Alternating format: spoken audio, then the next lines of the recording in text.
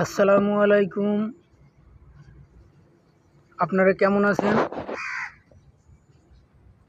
আশা করি ভালো আছেন। একটি নতুন ভিডিও নিয়ে চলে আসলাম আবার। এই দেখুন খরগোশ, কত সুন্দর খরগোশ ঘাস খাচ্ছে। দেখুন দুটো, একটা মেয়ে খরগোশ, একটা ছেলে খরগোশ। দেখুন এরা বাচ্চা